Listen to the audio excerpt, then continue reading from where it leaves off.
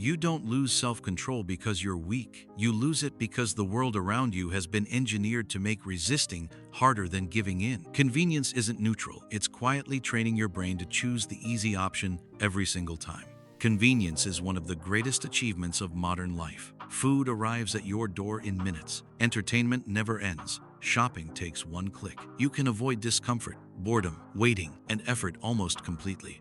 And yet, despite all of this ease, many people feel more impulsive, less disciplined, and more mentally exhausted than ever before. This isn't a personal failure. It's a predictable psychological outcome of living in an ultra-convenient environment. The human brain did not evolve in a world of instant gratification. For most of history, effort was unavoidable. Food required work. Travel required patience. Information required time. Self-control wasn't something you constantly had to activate. Life itself imposed friction. Today, that friction has been systematically removed. And when friction disappears, self-control becomes the only remaining barrier between impulse and action. Psychologists often describe self-control as a limited resource. Every decision to resist temptation draws from the same mental energy pool. When your environment constantly presents effortless temptations, snacks within arm's reach, endless scrolling, instant entertainment, you are forced to make far more self-controlled decisions than the human brain was designed to handle. Over time, the system breaks down. One of the most important ideas in behavioral science is that behavior follows the path of least resistance. People don't always do what they value most. They do what's easiest in the moment. Convenience lowers the cost of bad habits while leaving the cost of good habits unchanged, or sometimes even higher. Ordering fast food is effortless. Cooking a healthy meal still requires planning, time, and cleanup. Watching another episode is automatic. Going to bed on time still requires intention. Research in behavioral economics shows that even small amounts of friction can dramatically change behavior. When unhealthy foods are slightly harder to reach, people consume less of them. When apps add just a few extra steps before a purchase, impulse buying drops. The problem with modern convenience is that it removes all friction from impulsive choices while preserving friction for disciplined ones. This is where self-control quietly erodes, not through dramatic failures, but through tiny, repeated decisions that feel insignificant. One more click, one more episode, one more delivery order. None of these moments feel like a loss of discipline, but over time, they rewire your default behavior. Neuroscience helps explain why this happens. The brain's reward system is highly sensitive to immediate rewards. When a reward is instant and predictable, the dopamine system fires strongly, reinforcing the behavior. Convenience turns rewards into guarantees. You don't hope your food will be good, you expect it. You don't wonder if entertainment will be engaging, you know it will be. This certainty strengthens habit loops and weakens your ability to pause and evaluate long-term consequences. At the same time, the brain's prefrontal cortex, the region responsible for planning, restraint, and long-term thinking, fatigues under constant demand. Every time you resist a convenient temptation, you activate this system. But when temptations are everywhere, all the time, the prefrontal cortex is forced into non-stop regulation mode. Eventually, it defaults to conserving energy by letting impulses win.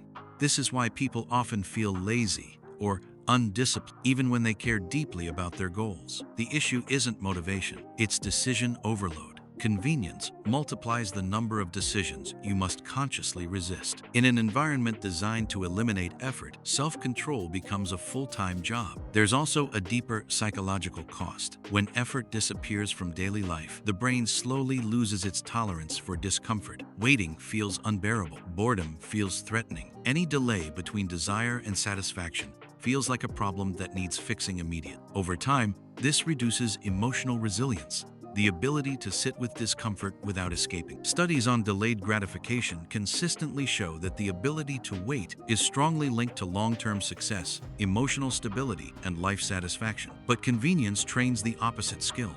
It teaches the brain that discomfort is unnecessary and avoidable. Why wait when you can tap? Why endure boredom when stimulation is unlimited? The result is not happiness, it's restlessness. Ironically, convenience also steals a sense of agency. When everything is optimized for ease, choices stop feeling meaningful. You don't feel proud for ordering food. You don't feel accomplished for finishing another episode. Pleasure becomes passive, rather than earned. And when pleasure is passive, it fades quickly, leaving behind a vague dissatisfaction that pushes you to seek the next easy reward. This creates a cycle. Convenience reduces effort. Reduced effort weakens self-control. Weakened self-control increases reliance on convenience. Over time, life becomes easier, but you become less capable of handling difficulty. And difficulty, when it inevitably appears, feels overwhelming. Importantly, this isn't about rejecting modern life or glorifying struggle. Convenience itself isn't the enemy. The problem is unconscious convenience when ease replaces intention.